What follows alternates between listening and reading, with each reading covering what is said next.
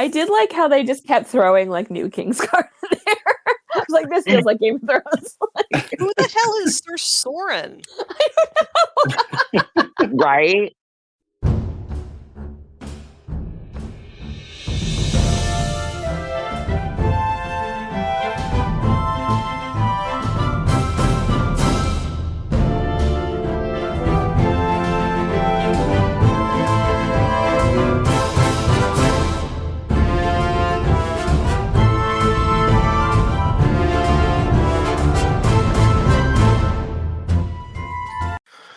Hello, everyone. We're back. This is Vassals of Kingsgrave, and it is season 3 of House of the Dragon. This is the premiere episode, which we just finished watching mere minutes ago. Premiere, which I believe is called Salt and Sea, Fire and Blood, which is fitting given everything that happened. My name is Adam. I'm also known as drownedsnow online on the Discords and the forums, I think, if they're still there. And I am joined by... Hello, I'm Michal, Inkasrain. This is Katie. I was Lady Griffin, and now I'm Saharan on the Discord. Hey, it's Hannah, the wingedshadow. All right, so we got a good crew here. Well, let's jump into the lemon cakes. We'll go in the same order. Michal, did this go about how you expected the premiere? I don't know. I mean, I generally don't rank things anymore, like rate them.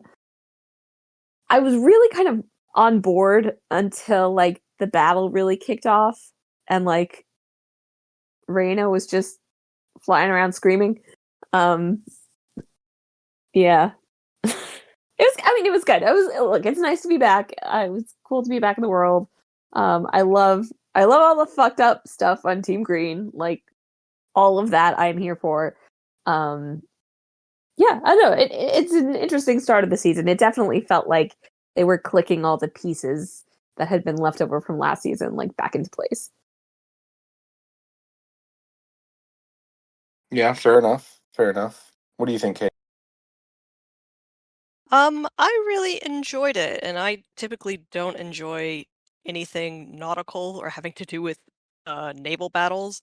But yeah, I was kind of on board with everything, even the Reyna stuff, which surprises me. It did feel like we kind of like skipped a step with her, where she was starving on a mountain and then suddenly is like flying into combat.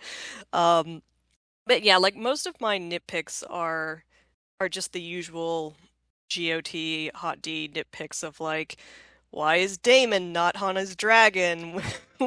How did the Northmen sneak up on the battlefield? Do they not have scouts? Like stuff like that that's like the sacrifices of logistics in service to a functioning screenplay, which is in turn like in service to like very expensive VFX effects. But yeah, I'd give it a 5 out of 5. I don't really have any complaints. I didn't like it's not my favorite episode, but as like a premiere, I mean it was good. Like it was yeah, it was great. Word. Hannah? I think I'll give it like a 4 or a 5. It definitely felt like one of the stronger starts and had some sort of linear logic to it and more cohesion than other episodes. Like the flow, I wasn't just perturbed by, but in a way it was almost like kind of lackluster as well. Like for getting this big battle, I don't know, I felt nothing. It didn't feel like the stakes were that high. Maybe that's because I know the outcome. Or I'm just maybe reserving my own energy for later. But yeah, I think maybe it's more on me than them that I feel that way. And I think the performances were strong.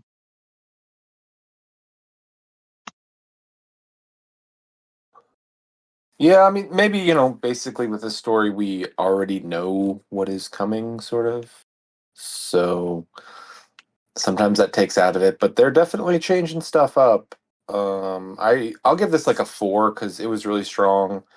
They certainly, I don't know if they front loaded on the battles, but like they certainly packed it in here Whereas at the end of last season, things kind of ended up much softer than we expected. I think we discussed that on the preseason show. Maybe that had to do partially to do with them, cutting the season order and all that. Like maybe this is where it would have ended if they'd had 2 more episodes last season.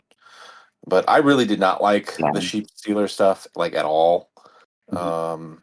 It just why? it felt so quick. So I mean, it's obvious. Like I don't like the fact that they are changing out Nettles, and we've talked about this so much. There's not much more else to say about that. But we were taking I mean, I don't know. We're taking like a clever, common girl that finds a way to tame this dragon into kind of like a stupid noble girl that like she gets brave for a second and like all it takes is one sheep. Like I don't know. And then they really used her like inserting her in the battle to kind of fuck things up. It's like, oh, well, maybe Jace would be alive. Like, I don't know. I didn't like the way that they've taken like one of the better background storylines from the book, and then they've used it to kind of fuck up the story. So I didn't enjoy that. I found myself with a lot more patience for a bunch of the areas that had previously like really irritated me. Like I did not enjoy Reyna and Sheepstealer or Reyna period. I did not enjoy the dragon seeds. And then I don't know, maybe it was just having 2 years off. Like I was a lot more positive about that this time around.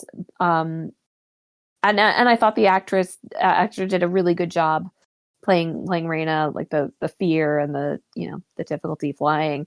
But yeah, going to the battle was yeah, I just don't see what it added, honestly. It just kind of made her look kind of stupid. Like Yeah, it made her look really incompetent and yeah, and how does Sheepstealer speak High Valyrian, or does he not? Like, is that the point? people are going to nitpick that like suddenly she's expecting him to speak the language and well he knows Dracarys it seems but I mean I guess you could say in the lore in the show is like he was a young dragon, maybe had some exposure before he went off and became wild. Like I don't know. Yeah, I mean that's like the least of my problem. I know people are definitely going to have a problem with that. Like the fact that she expects him to listen to her at all is stupid because then it doesn't work. Yeah. The fact that her first ride probably should have just thrown her to her death. Yeah. Somehow, we'll get to it, but but you can accept that, like, okay, she's really she's all the way in on this, right? And like, I kind of like the reversal. Well, we'll get to it, whatever. But it really only kind of cracked for me once we once once you get to the battle, I mean, Yeah. it before it felt very rushed, and there were a couple things that we'll talk about that I thought they kind of like fast forwarded, and that's maybe not the biggest crime, but it felt very rushed. But it was like, oh, he's giving her food, like cool, it's done now. Great. And then the whole it's like she's out of control, like fucking everything up thing was like, oh, yeah, I didn't love that. So anyway, I do let's agree with you, Michal, though. It's like I felt myself like more calm and zen about the stuff that I figured was gonna like enrage me. But I think it's like, yeah, the combo of having it a couple years off and then like just coming to terms with the fact that this is what they're doing. So buckle in, like either watch it or don't watch it. I guess I'm too fatigued to fight it anymore. So I'm just going with the flow. But yeah. Justice for Nettles. Like I didn't find oh my god, I can't even remember their names. Hugh and what's his face? Ulf. Oh. I really disliked Ulf last season, and I was like, oh, okay, cool. You're all right. You're kind of funny. Yeah. Yeah, a little more dynamic. Yeah, well, I thought it was weird they set them up as like they're gonna show up to the battle, and then it ended up being Sheepstealer. Like, okay, whatever. I guess they wanted us to see them. Yeah, if I do have a major complaint for like the structure of the episode is like keeping track of who knows what and who is posted where for what reason was a little difficult. But to just put a cap on the Sheepstealer stuff, I really like the model that they built for him because we didn't get to see it close last season. Like, he's uggo. Like, Oh, so He's- uggo. I he's like got his this little huge jutting out underbite. lippies. I like it. He's got like all these gnarly teeth. He's got like a little bit of vitiligo. Like he's got like these demelanated spots on his skin. It's Like just An weird cool. Like, tendrils and underbite for stuff. Like, days. yeah. I guess I Yeah, identify with him looking haggard. He's got He a soft looks spot. sufficiently wild, Yeah. yeah. for sure. I For sure. Going back to what you mentioned about like, oh, her first ride should have probably killed her. I do wish they had like at least done some of his spines in such a way that it acted like a couch for her to be in, because what does this tiny little girl have the grip strength of the mountain? Like, for fuck's sake.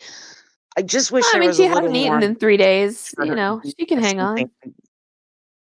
It would have just made more sense and Yeah. been less distracting. But I mean, that's a little thing in comparison to, And I mean, look, what this could be like and our have been. first scene of the episode opens up to Sheep Stealer, and he looks great, but it makes it seem like, unless I'm wrong, that she tosses him one sheep, and it was like, oh, like you're good. No, um, I don't know.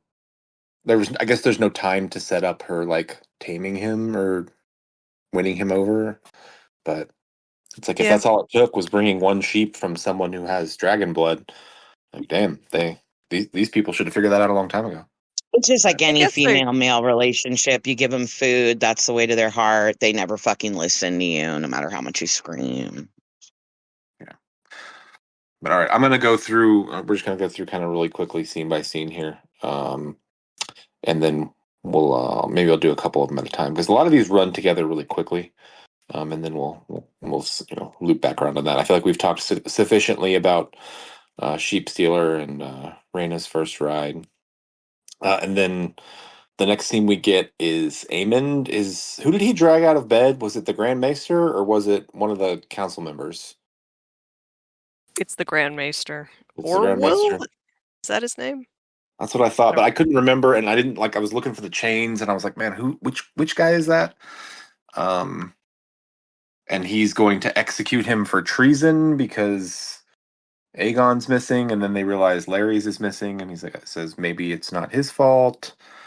Then we get the whole scene where I guess we didn't know what they were going to do with Aegon because he just disappears in the book and then shows up later. But now he's been waylaid by some Queen's men, and they try to make him kneel, and there's this whole thing where Larry's has to reveal that he is the king, and in order to convince them not to kill them.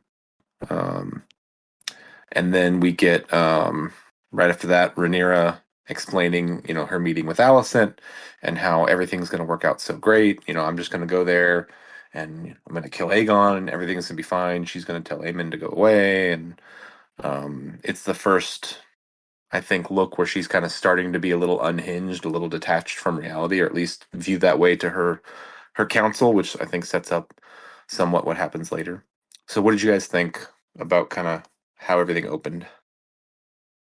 I really liked the feeling that like we were seesawing back and forth between like who had the advantage and who knew what about who. Like I couldn't entirely keep track of all of it, but it did definitely feel like, wait, Team Black totally has the advantage. Wait a second, no, Aemon's still there. Like, and then maybe they're actually bringing back Aegon, and yeah, I felt like Alicent and Rhaenyra left their little tete-a-tete, advised or not, kind of like each with a piece of the puzzle, and then find that piece of the puzzle is like melting in their hands. More Alicent than Rhaenyra because she's not as aware, but like I felt like that effect was pretty impactful.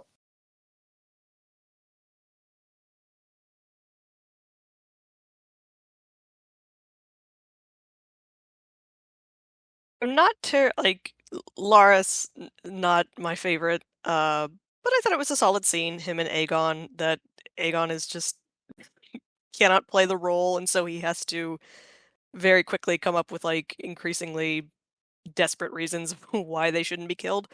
I have no idea where like this pair are going, because Aegon eventually has to end up on Dragonstone. So I just suspect that like he's gonna get tossed like a potato from hand to hand until he ends up where he needs to be uh, by the end of the season, or I don't know. It's difficult because yeah, he vanishes and then we don't see him until the very end of the story. But they can't do that with the actor, so it's like he's gonna get, I don't know, hang out with Rook's Rest or what's left of Rook's Rest for a while. No clue. Yeah, it makes sense to me that they have to put him somewhere where he can't be mobile, because he's supposed to be, resting and recovering kind of in the background. So this might make as much sense as anything that somehow in the fog of war, someone goes to Dragonstone, then Rhaenyra's not there, and stuff changes hands, or I don't know how they play it, but it probably gives them the flexibility to kind of Jaime Lannister it a bit. Jamie is a good comparison. He gets ping ponged around Westeros for a little bit, doesn't he? Yeah.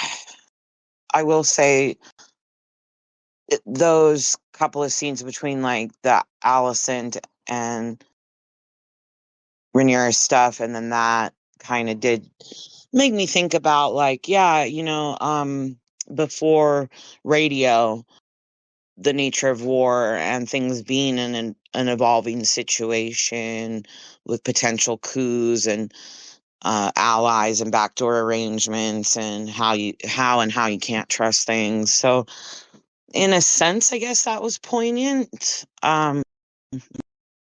Not necessarily the most entertaining or logical thing, but it did give me that bit of a thought worm.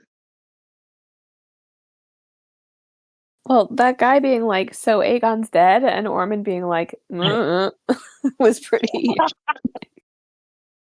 Yeah. Yeah. Uh, yeah. Can I just say, like, what is with these shows? I'm still like on a hangover from Darren the Drunkard from Night of the Seven Kingdoms, and like, what is with these shows and cock teasing us as far as like finding like about revealing a character named Darren, like. That's a good point. I thought the redheaded guy in the background. I mean, I don't think that's him, but he was a little bit like in focus. Maybe.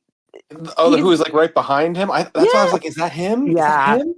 He's wearing green. He has Alicent's hair, maybe. Or is that just like his squire? Like, I have no it idea. seemed like he was his squire, but then I'm like, well, right. So then I was like, oh, obviously not. But then I'm like, well, maybe that's just Ormond's deal. He's like, you're the youngest kid. Like, I can do whatever I want. Like, I outrank you. Like, you're a prince, but I'm more important. Like, I don't know. I think they're gonna. For a second, I thought it was a continuity error with the Lannister guy before he got his head chopped off. It really gave me like a second to realize who that was. And then like, oh no, it's just another background actor. Has Darren been cast? Are we going to actually see him? Okay, because we saw Tessarion. I don't know who it was, but I do know that was one of the things at the end of last season. That was one of the first things we got, was like about them casting Darren. I never looked at like who the actor was or anything, but and they've made a point of mentioning he's on the way. They mentioned him last season, and the show kind of makes it out like, he's maybe a little bit better than Alicent's other kids because he didn't grow up, in King's Landing with her. Although in the book, like he'd only been out of the Red Keep for a couple years, right? Like she raised him and then sent him off. So I don't know. But anyway, speaking of all that,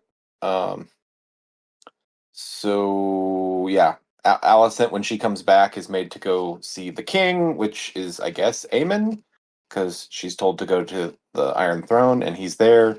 They mention that Darren's coming, the Triarchy fleet, all that. And then we see Corlys at sea, like, for 2 seconds, and then we flash to Daemon.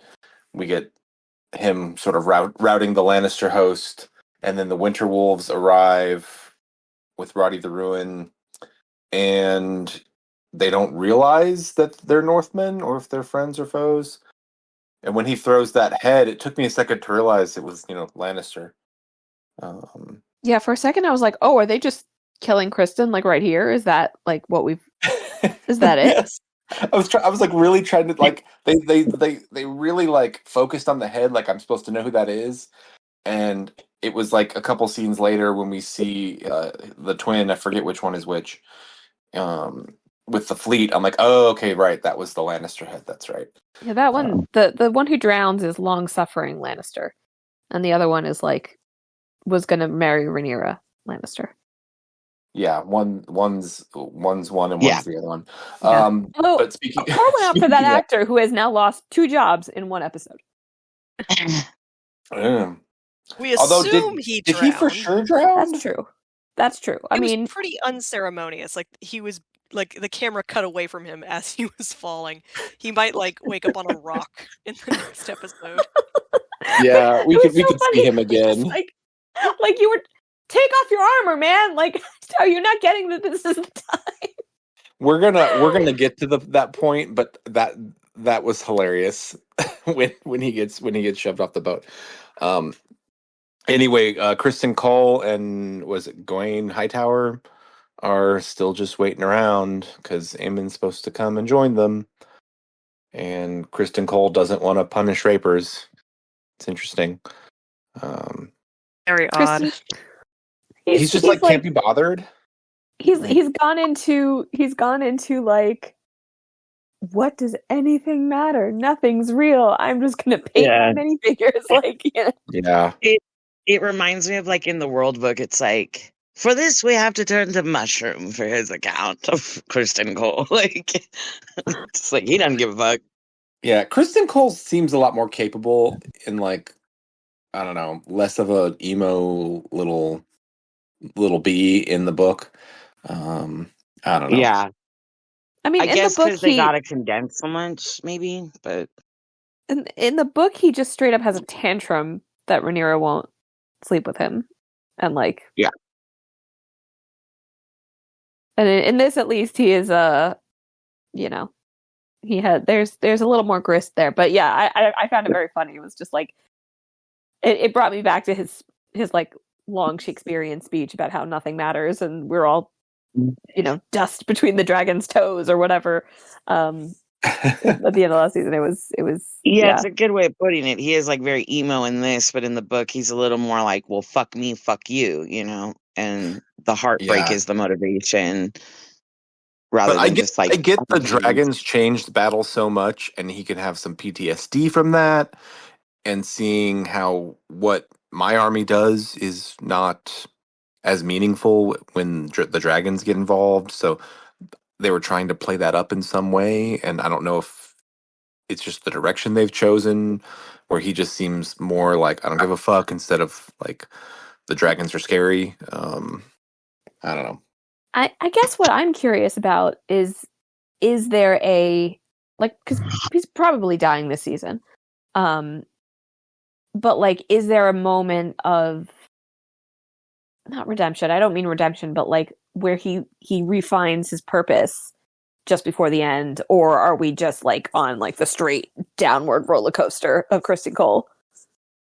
I would like that because I do feel he struggles with his oaths, like, and keeping them, and his heart versus what he agreed to, and I think I would like some of the more dynamics of him sobering up, remembering his oaths, and trying to do the right thing, because I do feel like the way the source material has him is he's not just a bastard, he's a confused kid,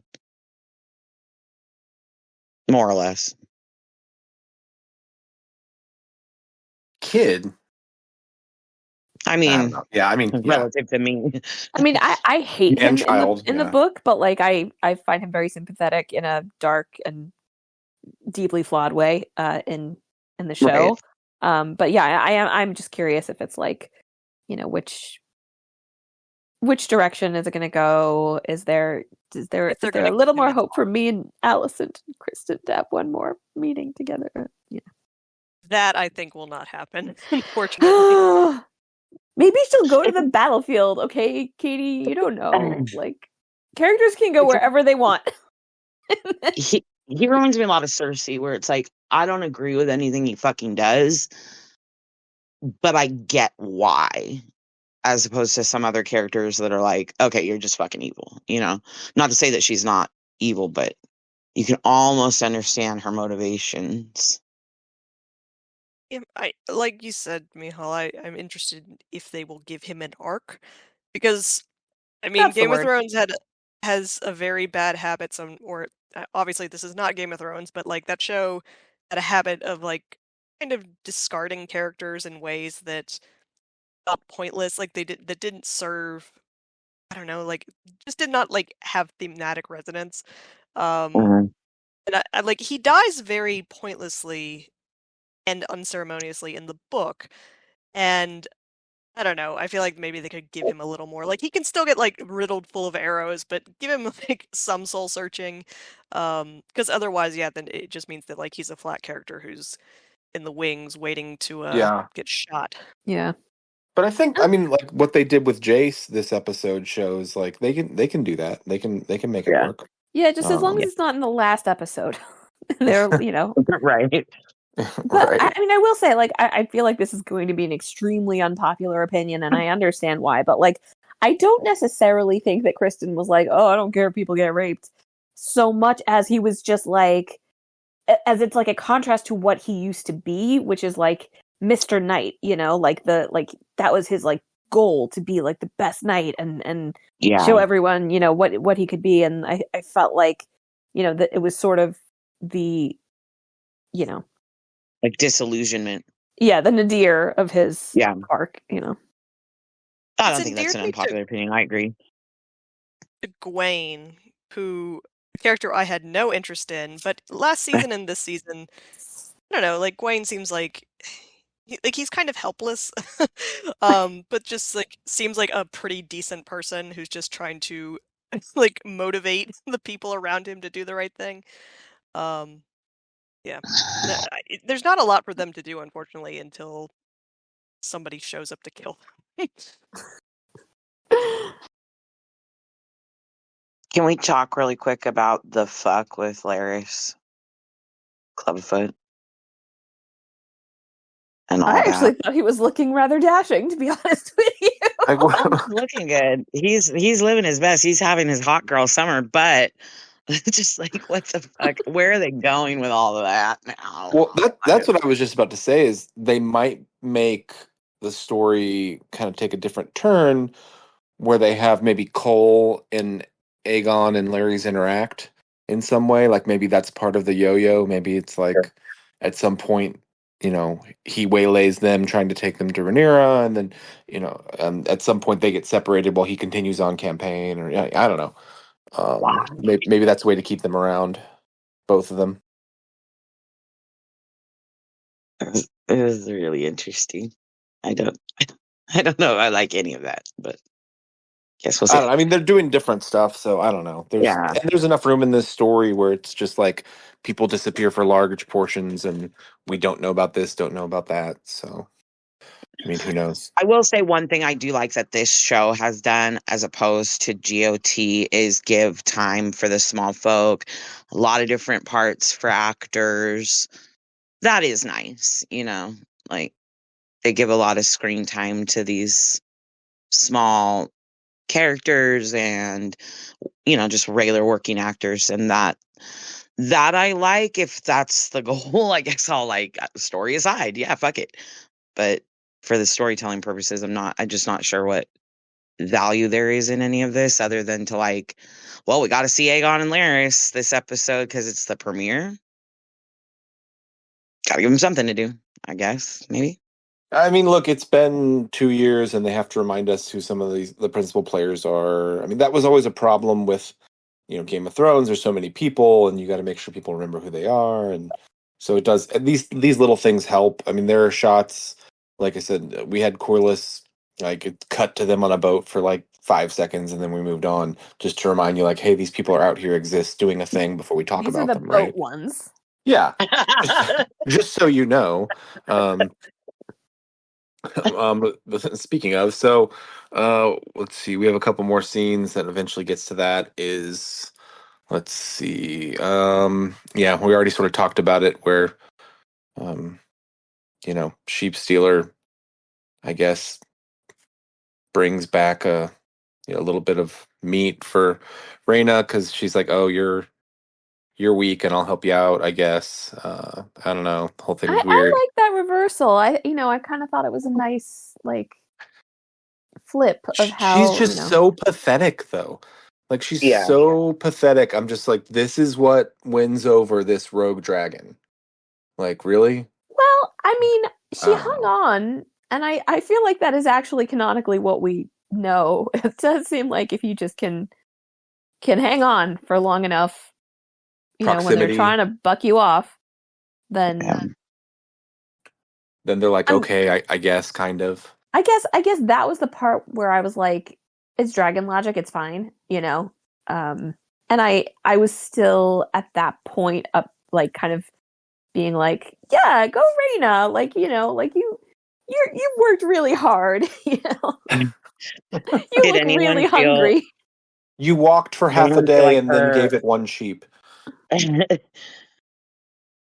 her touching him for the first time, though, was like almost a shot for shot of Tyrion in the dragon pit in where the fuck are they then? Mirren or whatever. Marine, yeah. Yeah. I did like that, and I like how she kind of. It's almost like she actually does though get up on him, and I did like that pace of that. I thought that was cheeky and kind of an Easter egg for the main series. But yeah, I don't know. Well, and She's like I I thought don't know. that was what we would see from her this episode, and it's going to set her up for, meeting up with, Damon or something next episode. And I was like, okay. But nope, that's not what happened. I get her being terrified and stuff because it's like it's fucking scary, and you don't know what the hell's gonna happen. You're risking your life. I just wish they would have spent a teeny bit, like 10 more seconds, on her bolstering herself and her own courage. Yeah, Yeah, I hear it. I hear it. I'm sure she'll have an arc, and it'll probably be fine. I'm sure it'll work out. It's going to confuse maybe the end of the story.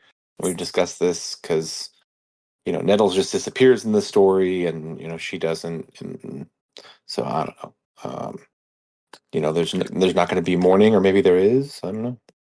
I think it's her and Sheep Stealer ride off toward Lamplight, and they're never heard from again. Or, well, Obviously. I would think maybe like Sheep Stealer dies at some point, and Yeah. then like maybe she hatches an egg later. I don't know.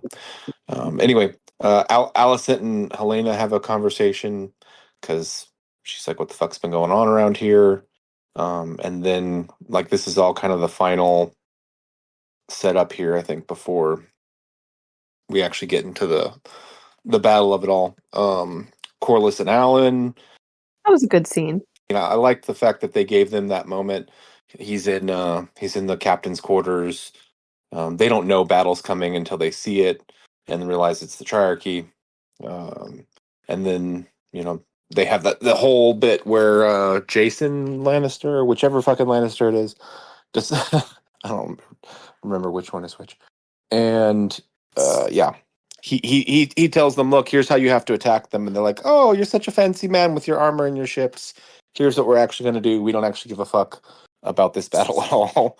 Like, I'm just here on a vendetta," which I thought was fun. Yeah, I have to say, among the elements of the show that I found myself having a lot more patience for, Shiraka Lohar was not among them. Oh, you didn't like that?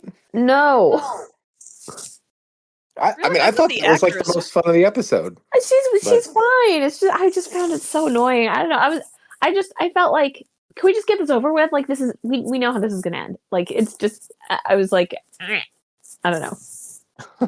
Like, I don't Okay. care about Fair your hatred of the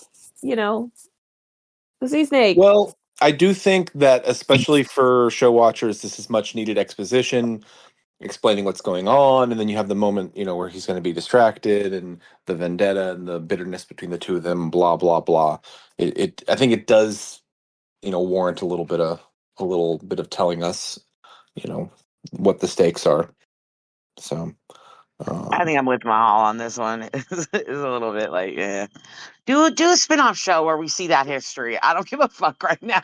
But You you know? think she should? You think she should have listened to the Lannister? I mean, because it's weird. We'll get into the battle, but she follows him into a trap, and then it still sort of works out. So I don't know. Well, she did say explicitly that she wanted Jason to sleep with her wives and have his Right. children. So it's totally fine. She could have totally been putting that on, but like I did feel that it was a little bit of like a wait, which one are we doing now? And it's fine. They can change it or not change it. They can have her have been playing a longer game. Yeah, we'll just forget about that part. Who knows? I don't know. I've said it before. I'll say it again. Showrunners, watch your own show before you make the next season, please. Just a quick rewatch. Well, look, sometimes, I mean, like, there's the classic retcon. Sometimes you get to a new season or you're writing a new book or whatever, and sometimes you're just like, I'm just going to do something and hope no one notices, or I just want to go in a different direction, and you change some sort of detail or you ignore an insignificant detail. And of course, these days people are going to remember because, that's just the way we're programmed now. But it's like whatever. I mean, also like to be fair, there are a shit ton of characters. I was getting a little bit like not confused, but like a little bit like wow. There's just we keep Yeah. having new scenes and there's new characters and like. And I couldn't remember which one was Bela and which one's Rhaena. And, yeah, and like they don't even introduce us to Ormond Hightower. Like that's how many characters there are. It's just like they don't tell us who he is. Like, we don't know who the kid is behind him. Yeah. The messenger from Aemond, I don't know. He seemed like he was like worried that he was going to get the Daemon messenger treatment, which I thought was funny. And then what was the bizarre stuff with the perfume and the I don't know what that was about. I think that seems there's like extreme characterization shorthand. Yeah. Trying to like just impart like a few details of character to the audience of like this is like this guy does not like dirt. He doesn't like stinky things. He's a germaphobe in like a medieval sort of setting. It's interesting. Or even more to the point, he's not a tough man. His armor was so shiny. So shiny. Well, I did like how they just kept throwing like new Kingsguard in there. I was like, this feels like Game of Thrones. Like, who the hell is Sir Soren? I don't know. Right?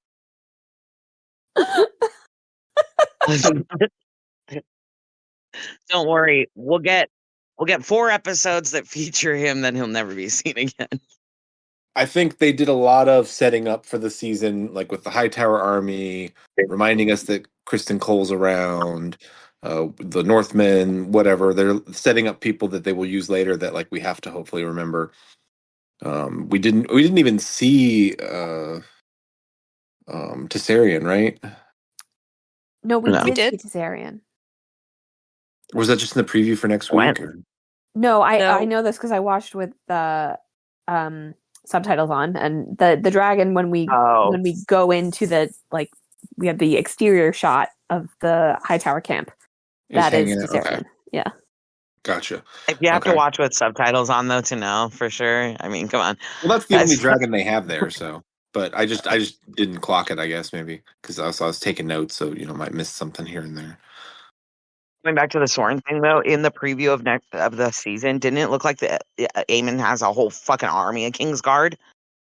Like they're all in white cloaks with. Am I tripping, or is that what that looked like? Any king can make a Kingsguard. Jesus Christ. Okay.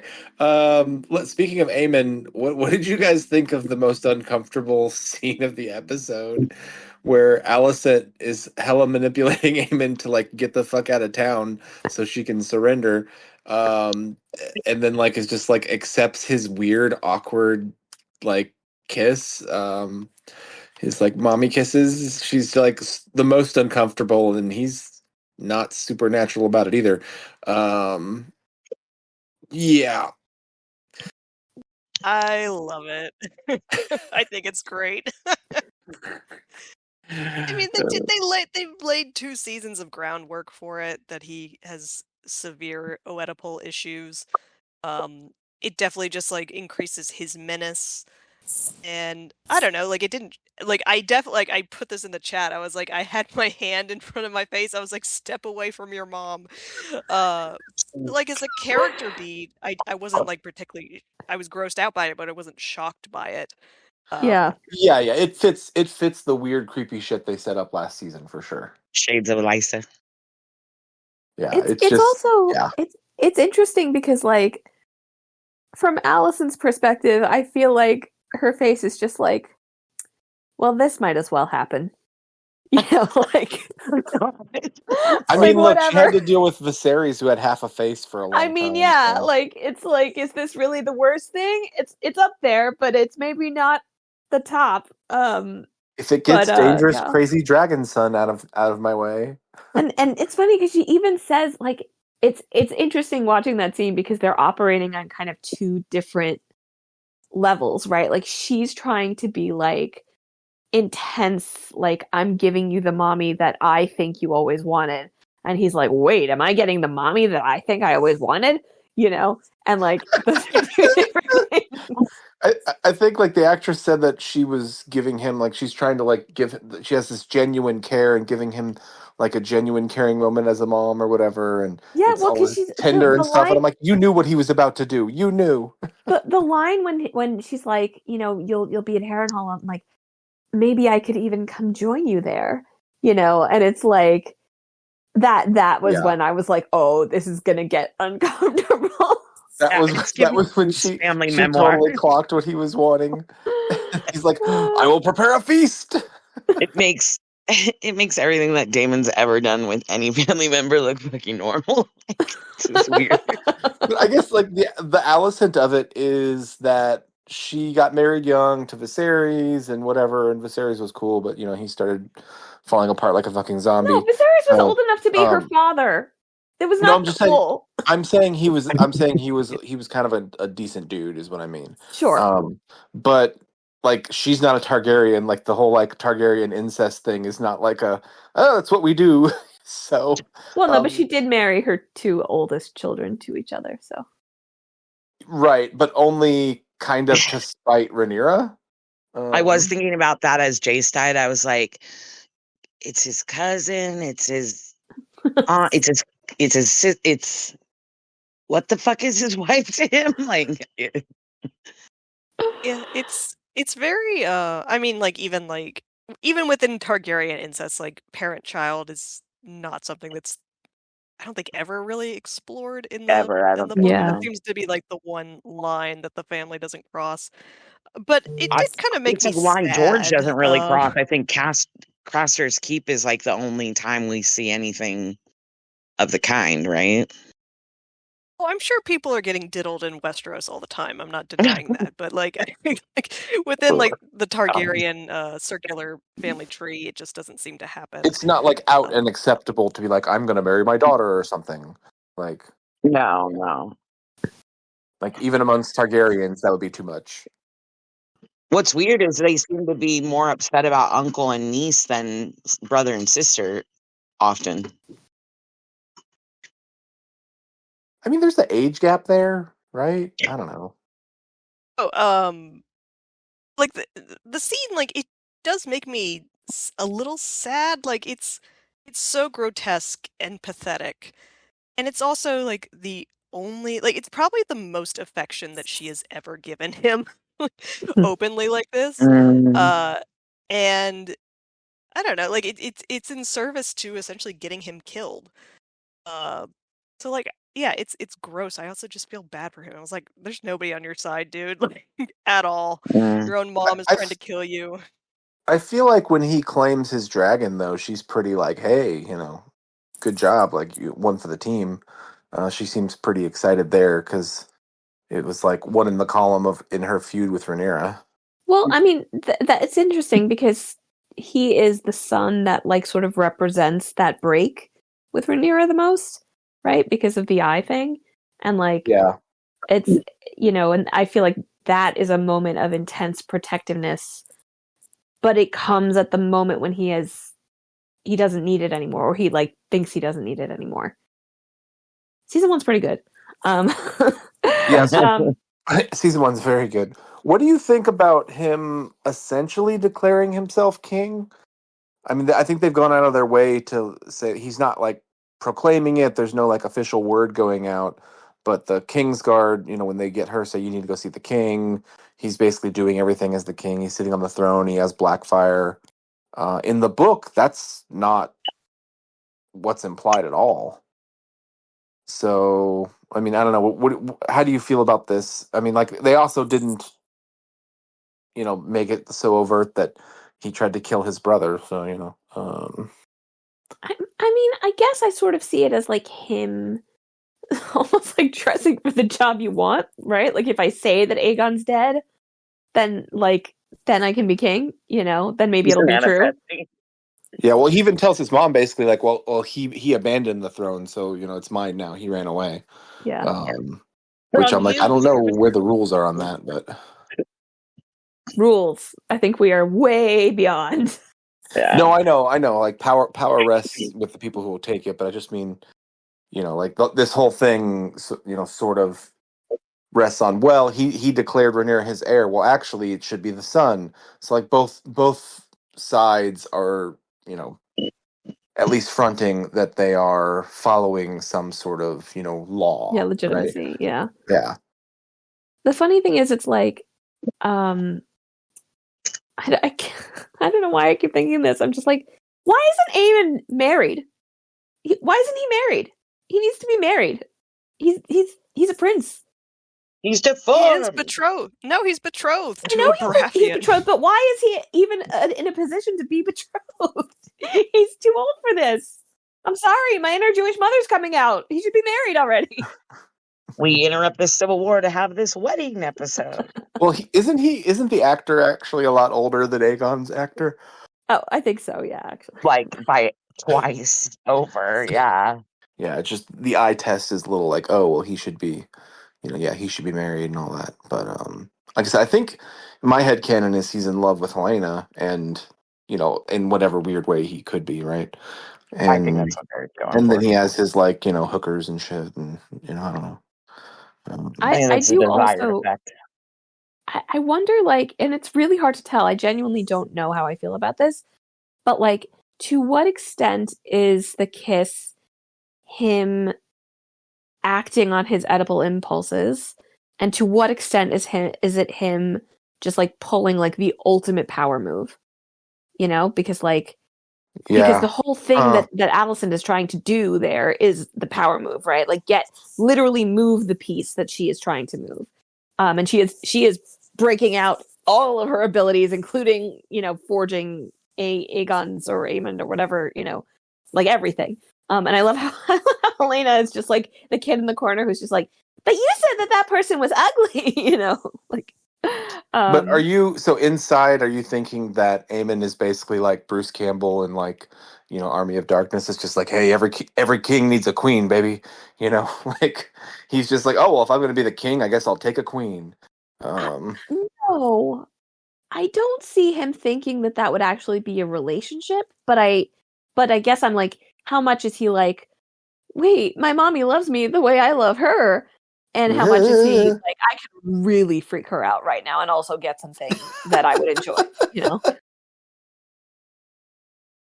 I mean, My question is, the question is like, how much does he believe her? Like, is he actually being sincere when he says, "I'll take Harrenhal and invite you there"? I think he is, but I guess there is like enough wiggle room in the script that like maybe he's playing her, or that he suspects that she's been. I think that he is aware of the manipulation a little bit because I mean that's what the actor says, but I think that she presents a compelling case that like, hey, if you stay here, you're gonna go try it. You're gonna go 1-on-3, 1-on-5. Like you can't do it. Like you're the only one here, and you just can't stay here. And I think like we saw last season when the dragon seeds arrived, and he fucked all the way back to King's Landing. He doesn't want to be at a disadvantage in battle. To answer your question, Michal, I think part of me wants to say because Alicent is a ginger, he just straight up forgot he was related to her for a second. And then the other part of me just wants to say, I'm afraid to know the answer. There's some kind of seed is strong joke in there, but we're gonna move on. Oh, God. So let's see. Yep. Okay, so I'm just gonna go straight to the end here, and then we'll talk about everything that happens because this is where really the action kind of starts. We get the dragon seeds just kind of being annoyed and not wanting to hang around. After Ulf realizes he's not gonna get a castle, or they probably could get a castle if things go well anyway, right? Why wouldn't Didn't you give Bronn get a a castle? I feel like Bronn got a castle. Bronn got 20 castles. He was always being promised a castle. Yeah. But then Bela arrives at Dragonstone. We realize that the battle is commencing with the fleet, and Rhaenyra tells Jace that he needs to stay behind, and she's going to go deal with it. And he's like, "Well, that's obviously not good. She's the ruler, so I should go deal with it." And orders the Kingsguard to lock her in, which is pretty rough. I don't know how you come back from that if you're the Kingsguard and if you're Rhaenyra. Like this might be where they kind of break her mentally with all the people around her. The trust. Obviously, her son dies because of this.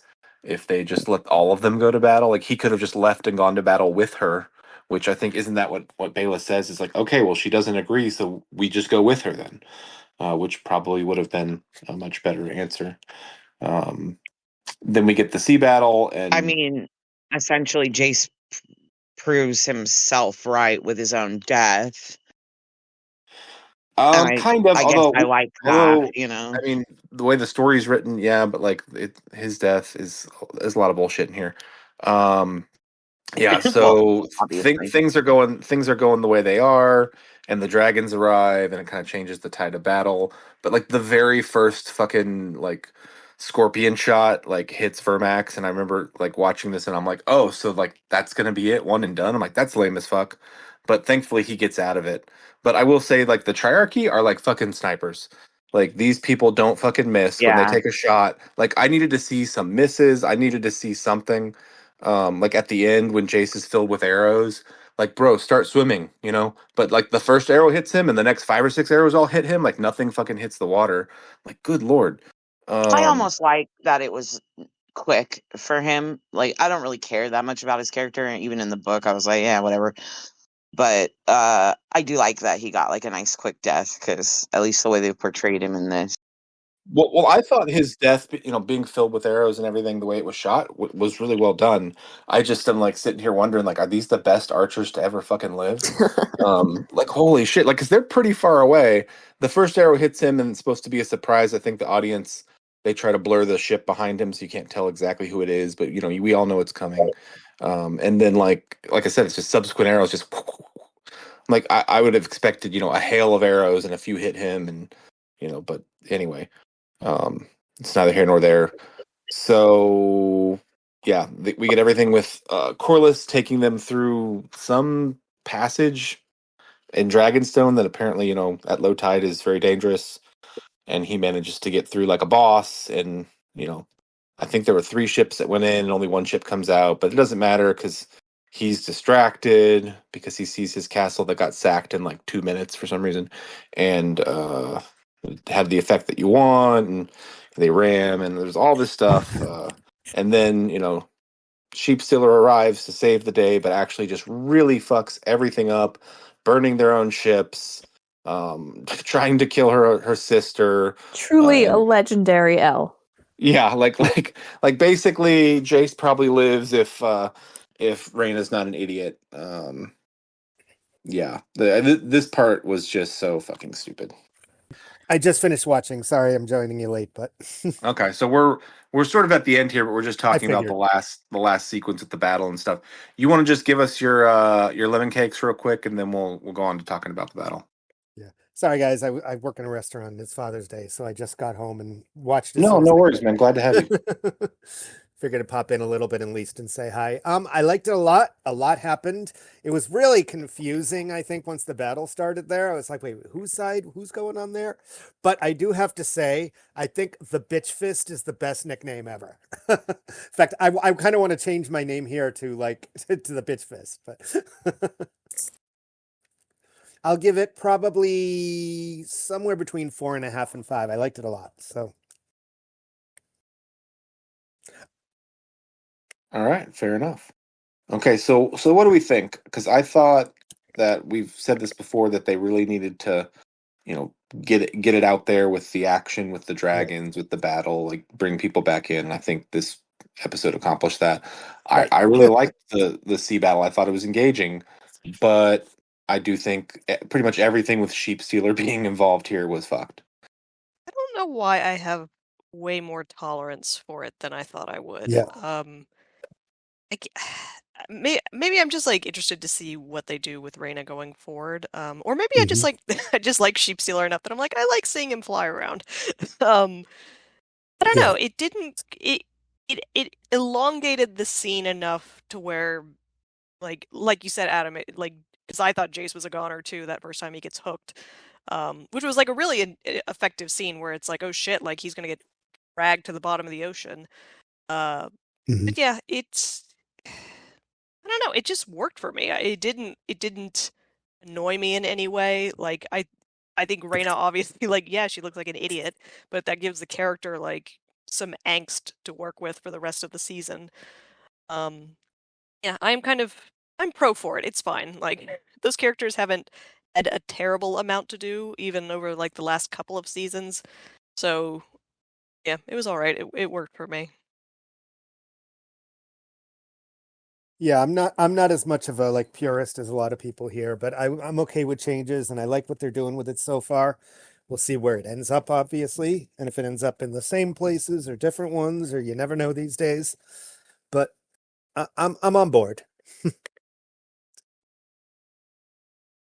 Maybe I'm just like I was too overwhelmed by my concern for the scene, which became that like Jace was like that Sheep Stealer was going to barbecue Jace, and Yeah. I was like, is that because I haven't read Fire and Blood in a million years, and I know that there's the whole arrow thing, but I was like, that would be the type of thing that they would change, and like yeah. Oh, So I was just yeah. and when she's going for or Sheep Stealer's going for Bela, and she's like, that's my sister, and it's Right. like, wait, and Jace is like, wait, intercede, whatever. So I'm glad that didn't happen. Yeah, that would have sucked. I will say, why do they shoot him exactly? Like, why did they shoot him while he's in the water? Like, Yeah. just to kill him? Instead of taking him hostage, you mean? Or like, what are those people like? I mean, these are still the Triarchy guys, right? Like they are Presumably. Yeah. So they see he's gone down with the dragon, and perhaps instead of trying to capture him, they don't know for sure if the dragon's dead. The dragon could come back out of the water, so kill the dragon rider. Like, I don't know. I just think it's anger. Like if you've seen this fucking dragon torching half the ships around you, you're gonna be pissed. Yeah, I get that. And at war, Fair you kill enough. the enemies, Even if sometimes it's smarter to take them hostage or whatever, but Yeah, so we don't get the other kids. We don't get, or I mean, I guess maybe would we get something in the next episode, or I don't know. I feel like Ryan Condal's version of House of the Dragon is no babies involved. Well- but there's definitely a baby,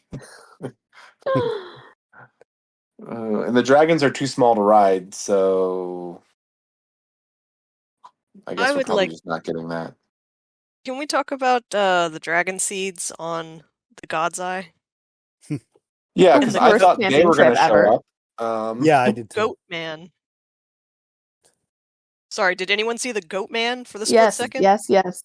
I rewound, and even though I was trying to catch up to you guys, I rewound that scene like 3 times. Like, did I just see that? Did that? I just must have happen? missed that because that was like the goat man that was at Harrenhal a bunch last season, right? Yes. I Yeah, assume I that's missed just that. Alice Rivers fuckery. Yeah. Green Is men Alice that live on the Alice island. Rivers the goat man? She's a witch. She can be anyone she wants. Yeah, who knows? I did like the scene with. I know you said that Ulf annoyed you, and I think he is meant to be grating because he has Right. no tact. But I am very endeared to him just because he is saying like nothing he is saying is incorrect, right? Mhm. He's very aware of the fact that a title essentially doesn't give him anything that he can't take by force. And he's like I actually like kind of felt like some pathos for him when he's like, I've been kicked around by a dog, I've wished for death more than I've been alive. I'm like, this is someone who's had a much harder life than almost anyone else in the primary cast. Right. And would rather have a place to live than like a piece of paper that says that he's a knight. I don't know, like No, that's I true. kind of yeah, I mean, he is aggravating because like he's the kid in the room who's like not listening to the teacher and is going to get everybody else in trouble. Um, he's also like he's able to just see through the bullshit. Like he's the I mean, one he's person who not like wrong. understands the he understands What? the power dynamics and the power that he has. Well, but look, he's the guy that's willing to say that. Like a lot of people in life, you see the bullshit, and it's like I see the bullshit, and sometimes I say, I'm like, if you're the person at work, like when the boss comes out and says, "Here's our new plan for the quarter, and we're gonna, have this initiative," and you're like, "Here's why that's not gonna work." Everyone's like, "Oh, fuck that guy," and then if it doesn't work a few months later, they're like, "Oh, they don't care." Like if you just stay silent and it doesn't work, like it's like, "Oh, you're noble." So like he's the guy that's like, well, I'm just gonna call that out. But No, I did have to say I chuckled when he was like, yeah, get a lot more ladies with a castle. Yeah. no, he is right. I think, and this didn't really occur to me at the time because kind of Hugh and Alan are both kind of being like real goody two shoes. Right. But it is an interesting contrast to the two of them, neither of whom has had an easy life either. Like these are the dragon seeds. Like I would specifically say that Alan did not have an easy life. Growing up on Driftmark. Right, and So but he's set up for potentially like kind of being on the inn with his father, whereas Hugh has like a That- child that needs medicine or something. I'm trying to remember what the yeah, she died. yeah, right. But so far, he still seems very much like, well, no, I'm like kind of a decent dude. I'm going to try to do the decent thing here. So I do wonder if this will end up like it, does in the books, where it's like he's like, yeah, man, I'll be my own damn king. And like in the books, he's kind of like a brigand, and Yeah. I don't know, or if is it going to be him and Ulf like come at odds, and that's what happens? Like I don't know. It'll be interesting.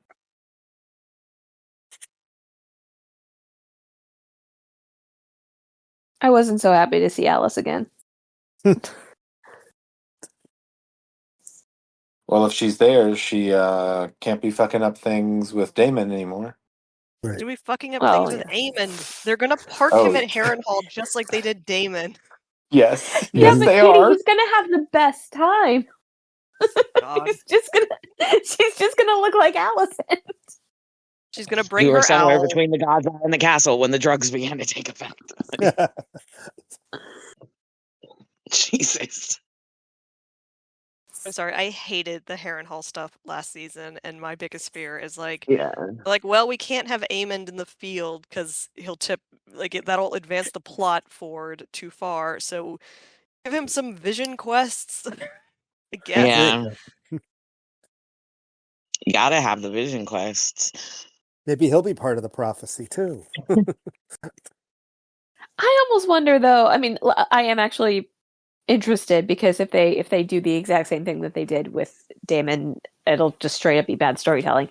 But like, is Aemond just like different enough in character that like maybe she doesn't have to do all that stuff? I'm almost wondering if he's just like, oh, you're the resident witch, nice. Like let's fuck. Like Yeah. Yeah. I mean, Just make sure honestly, you look like my mother.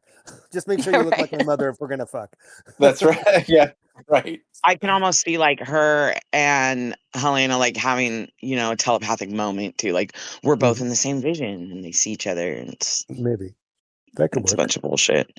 I think it would be interesting though if if Ulf or one of them started to have it, like that could almost be something, but do we need any of that? Hell on earth, no. They've changed Alice enough from her story, or the book incarnation of her, that I just don't know what they're going to do with her, because Yeah. before, like in the book, she seems very self-interested and mysterious, and in the story now, she's like the protector of the time stream and advocating for the rights of small folk. The sacred she's Doctor timelines. Who, actually. There you She's go. got the Marvel gauntlet hidden up her skirts. Oh my goodness. Oh, my. Jeez. Now we're back to Vok. Mm. Speaking of quick side note, I since I missed earlier, did we mention how like every season premiere has to have a shitting scene? Did I miss that? That did occur to me. No. That's a good Like point. earlier, since we're talking about Hugh and Elf and all that, like we had to have a shitting scene, didn't we? It's like the thing now. It did feel, I mean, I probably wasn't, but it did feel slightly like a oh, you guys think that's entertaining, huh?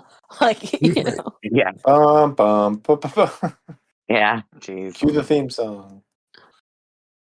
Actually, in the theme song, sorry, rewinding about 45 minutes. Like, did you guys catch the drums in the beginning? Like, they changed that shit a little bit. I did, yeah. It took me a second to even realize like we were at the title card. Yeah, it was interesting. I like it though. No, I like it too. And there were new tapestries.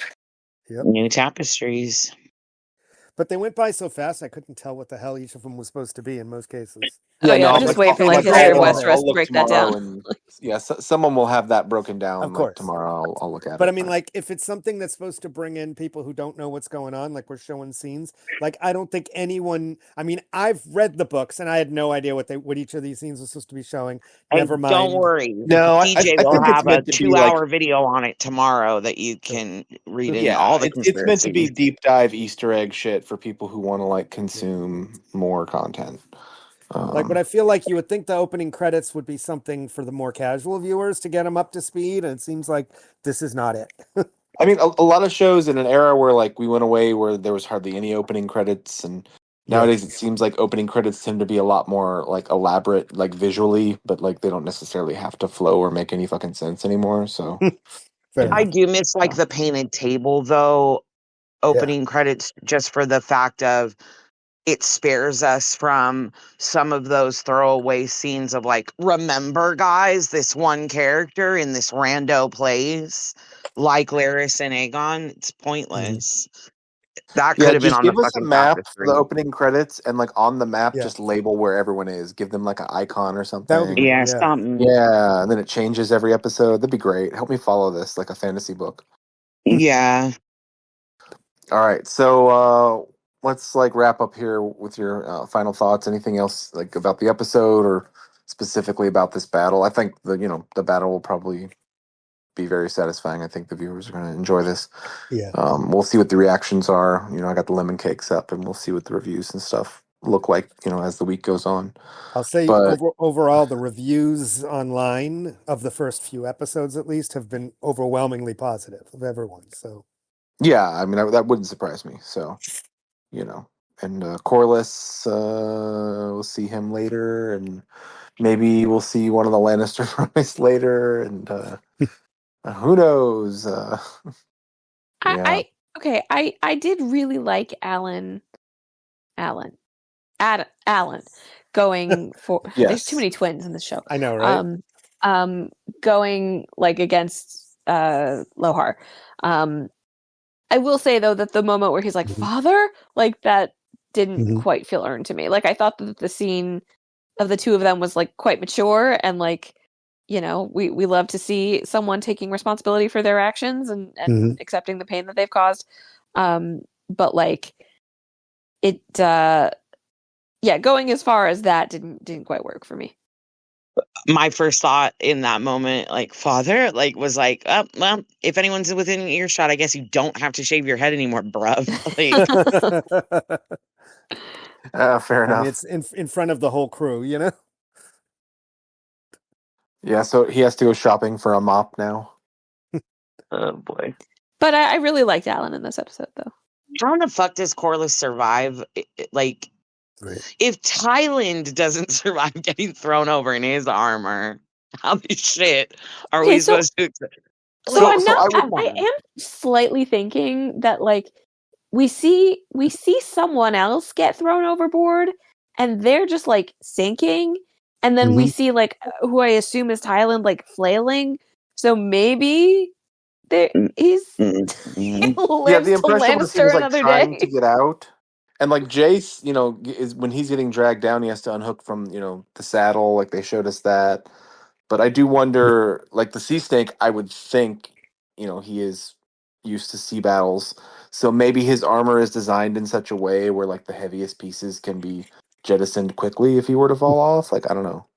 shot of him in the upcoming thing of him like on the rocks and he's in full, like he pretty much has his helmet on still, I'm pretty sure. He's like, my armor could be used as a flotation device.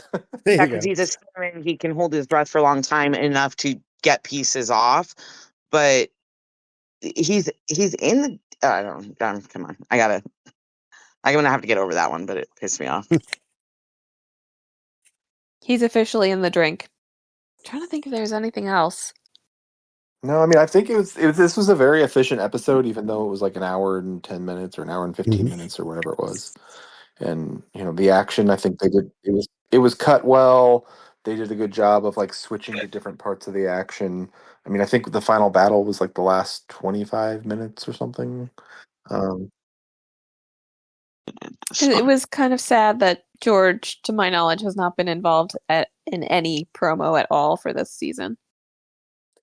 Well, I mean, he kind of had a big falling out. No, with I know, Kondo, so, that bridge I has mean, probably it been kind of burned, makes but sense. Yeah, I mean, yeah. given that Kondo's still on, I mean, it's like, what's he gonna do? Trash him? Maybe he's busy writing wow. Yeah, right. That's happening. and I mean, like, I think he write one of the episodes in the first season, Yes. George? And then I thought after that he had kind of said like that he was taking a step back or something, but then he I never. think he's still credited as like an EP for season 2. if Yeah, I'm well, not they mistaken. can't uncredit him. They're still crediting Right. Sapochnik as an EP. Right.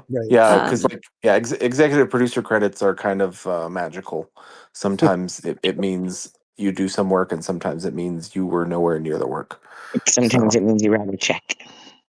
yeah, or it's Right. just a creative thing. I mean, it's his baby, right? It's his world, so that usually gets you an EP credit in the first place.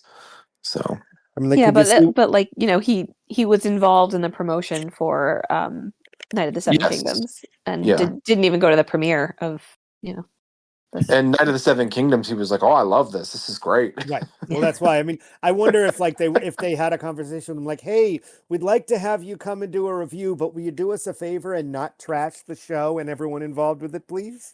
And then he's like, "No, I'm not going to do that." Yeah, I'm curious, what the situation is there. And I know his publisher recently had to come out and say that there was a rumor that I think Wins was like almost done or was being edited or whatever, and they had to be like, no, that's not true. just so you know. And this was effectively the penultimate episode of last season, the big one. Yeah. Yeah, that's what we're saying. Is this was either going to be the finale for last season, or might have been like part of the last 2 episodes if they had actually given that full order. Well, I mean, it was supposed to be 10 episodes, so they only did 8. So I'm guessing the first 2 are going to be the 2 that we would have gotten. So the second to last is always the big battle. So that was this one. And then next week will be like the aftermath of it. Except that it's going to have to start setting up next season more than usual. I don't think it ends up as like a 1-to-1 in that case, because they cut the season order by 2 episodes like pretty early on. So like they obviously had to adjust, and I think they weren't willing to rush too many things. So this battle gets pushed, but naturally when this is going to be like a premiere, for a new season, then you're going to have to rework kind of the formula. So, like I said, this might have been like content from 2 episodes or 1.5 episodes or something, all pushed into one. That's why it was a little bit longer. Well, especially if we're only getting 8 episodes this season, they might have to rework what they originally were planning, because if it was supposed to be 10, then, they only really have, realistically, if this is 8 and we've had 2 from last season, then there'll be only 6 left to do what was going to be in 10.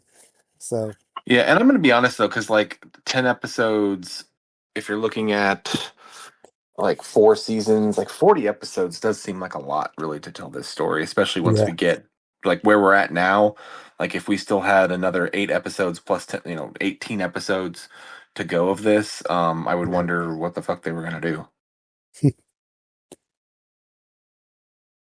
It'll be interesting to see how far past Rhaenyra's death they go, because there's not like a clean cutoff once the dance is over. Who knows? I have in my brain I have like ideas of like what the ending of the show looks like, but Same. yeah, probably depends on if they're trying to set up another show or not. that's true. Yeah, Yeah. or how close to Night of the Seven Kingdoms they're trying to bring it, like carry the football within reach or whatever. I was looking at who that's was like the that's like editor. 150 years. Yeah. Well, George has not said anything on his blog about this season. If you don't have anything nice to say. Yeah, his last Right. post was May the 7th, and it was about a stage show that's being put on about King Ares the Second. But no, he has not mentioned Hot D, and Oh, I remember that. he's not been posting much since February, it looks like. Such a bummer. What, that he's feuding with the showrunners? Yeah, I just find it really depressing. Like the vibes going into House of the Dragon were so positive. yeah. Can Well, you I mean, 'cause blame him this though? should be one of those stories that's like, other than like budgetary constraints, like it shouldn't be hard to do this story well, and the whole story's there for you. And I think they've mostly done a pretty good job. But there are things that George definitely doesn't like the changes they've made. I understand that. Like he didn't have any comment on the finale from A Night of 7 Kingdoms, did he? About the kind of stinger there at the end.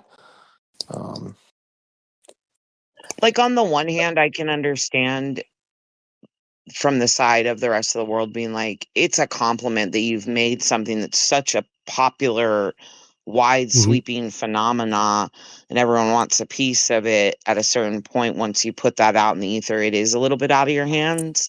Take it as a compliment for what you created. But I can also see from his perspective, like, I fucking wrote this shit gingerly over a really long period of time. Specifically, why are you fucking with it?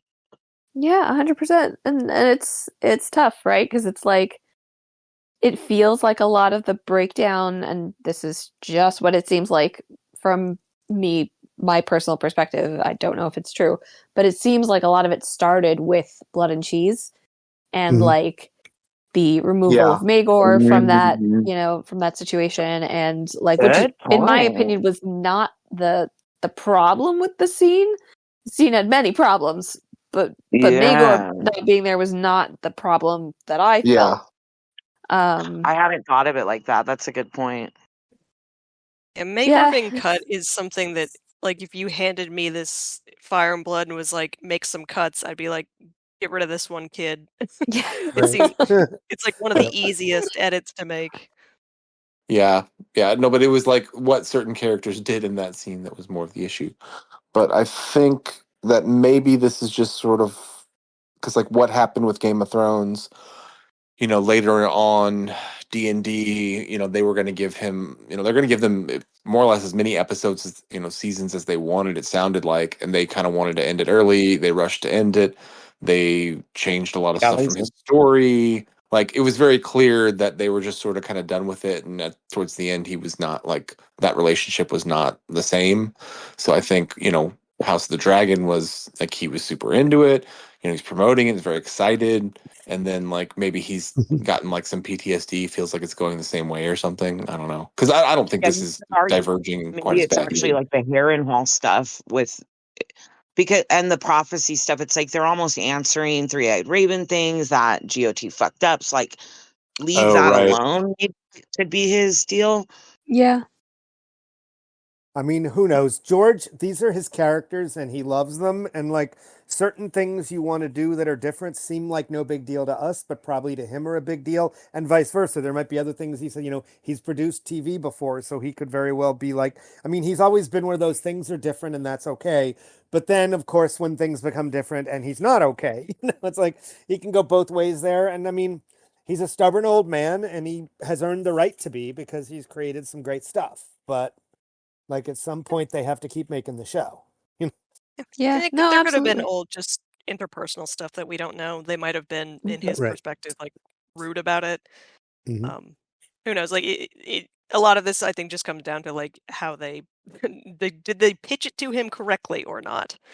And in his view, they did not. Did they convince him? Yeah. And, Yeah. I guess I'm just bummed that, like, Hot D is in its GOT era at this point, as far as Yep. George is concerned, Yep. Yeah, I agree. Yeah. Because the first season and then even into most of the second season still felt, pretty cool until that post he made. But you know what? Like he's back with Nine of Seven Kingdoms, and they're I was clearly going to say, invested but in for how making more long? stories in this world. Let's So like I let's don't know take what. bets on how many seasons it takes before that breaks. Well, there's only 3 seasons they could do. No, before they've they- already said no. They've said they want to do. He's given them like 15 story. Yeah, I know, outlines. but I'm saying, like, Yeah. as far as, like, it being exactly like George has in his Right. mind, like, they have 2 more seasons of that. I am Honestly, hoping. Sworn Sword has enough meat to break into 2 parts for me. I don't think they're doing it though. I don't think they're doing it. So I think they're doing They're one not. per. I can't spend that much time in the Checky waters.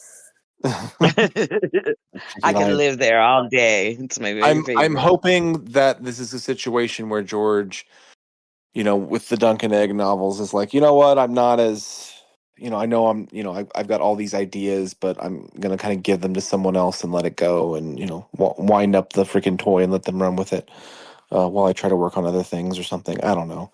The difference here is that he knows going in, right? Like Game of Thrones, he was like, well, no, I'm just putting out a new book.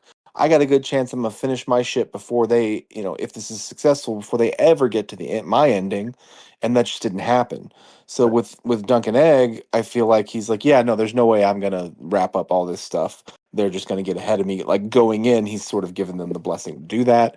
So maybe like the perspective, the attitude is different, and I don't know that's true though, because I know that he said recently that he's started writing like 2 or 3 more Duncan Egg books, like stories, which I think is interesting because he had said he wasn't going to write anything until he finished Dream of String, and then suddenly he it was a few months back, like maybe half a year ago, he said that he had actually last year worked on 2 different novellas that he was working on for Duncan Egg, which well, they are a lot quicker too, I guess. But he has yeah, said before, like, "Oh, I'm not doing anything until I do Winds of Winter. I'm not doing it." He right, said it like 10 times, and then he Yeah, he does the says a World lot of Book, shit. and he does right, Yeah, he Fire also and said we Blood. could throw him into a volcano in New Zealand right, if he wasn't done right. by Worldcon whatever. So Yeah, that was like 9 years ago, right? yeah. So Yeah. Guys, we should do a pod on the like actual 15-year anniversary of Dance with Dragons. I know it's God. like 15 years. That's wild. Yeah. We can 15 When is we the can have our exact next publication? podcast and do that. And it's 15 years for Game of Thrones. It's July 12th, right? Oh Yeah. no. That's my 20th wedding anniversary. So Yeah, for 'cause almost my whole There you see. go. Right? Game of Thrones, the first episode, what was that, like an April thing? Yeah, that was in April of 2011, right? Yeah, they both came out in 2011. Yeah, and then the summer was Dance of Dragons. Yeah. So, yeah. I think We, oh man. we were so We spoiled. thought we were riding Right. high. I mean, remember when we were Me too. planning how we're going to handle the book when it comes out? How Uh-huh. many Remember decades when we ago. were still Yeah. seeing the chapters? Right. Yeah, I remember like, hey, this new show, Game of Thrones, you should pay attention. And I'm like, okay. Looked into it a little bit, watched the first episode. It's great, go get the books, all that. And I'm like, oh man, there's a new book. Like, wow, um, this is so Same. easy. Oh man. Little did we know. Anyway, We've gotten to that part of the episode. Yep. yeah. On that note, I think it's probably about time to wrap it up. So let's see. What else do we have going on here? Because this is going to be going through what, the end of July, I think. August, I think. Into August, yeah. Okay. We're probably going to have other casts, and we'll try to do week by week, obviously, with this, for these 8 episodes, and we'll see how it goes. And I look forward to seeing all you guys at maybe at a different time, and hopefully Raina gets better. I don't know. And shout out to Steph, who couldn't be here tonight, who's sponsoring my ability to be here. So thank you. Yep, and also look out for some of the other podcasts we have coming up. I think we just did Euphoria. Bean will probably have that out maybe sometime this week, I would think. And then I don't know if anything else is in the Was pipeline. there a Sinners? I think they recorded a Sinners one because I'm waiting to listen to it. I believe that was recorded. I don't know when that's coming out. So, and of course, we did do the first half of the Dunk and Egg novella, and people keep mentioning that online. Yes, at some point the second half was recorded. No one seems to know where the audio for that went. So, I'm Darkling like, Plain. yeah, I'm gonna try to dig around and see if I can find it in like unsorted backup recording somewhere. But thus far, there has not been any luck on that. So if someone remembers the date we recorded that, that was all back in the Skype days. Oh, the year. And yeah, the year. That was all back in the Skype days, and maybe there'll be information on the forum. Actually, I can try to find that. But like, Wait, what are Skype you talking about? gone. The So full cast recording of Dunk and Egg, the second yeah, half. for Dunk and Egg, like we put up the first half, and we keep getting comments from people that are like, "Oh my gosh, like this is so great! Like, where's the rest of it?" And we didn't Like, finish. I don't know. Because a lot of these like audio books or whatever you find on YouTube or whatever, people do like just like AI voices and stuff. Mhm. So people, because of the Night of the Seven Kingdoms show, like have gone around to finding that. And they're like, "Oh, this is awesome! This is like better than the audiobook." And then we're like, "Well, there's no only more. half of it." So Paul doesn't have it somewhere. no, I reached out to Paul, and I don't think he was able to find it. So Damn. but the search continues. However, this is the most George thing we could do. So Right? Never finish it. It really is. We could re-record at some point, and then just like Lord Treese, we'll pronounce everything differently. How about we talk about recording it for another 15 years and see where we're at? It's coming. It's coming. Right? It's coming. All right. Thanks, guys. all right. Thank Good you, night, Adam. Love guys. you guys. Thanks, Adam. Good night. Bye. Talk to See you again, everyone. Katie.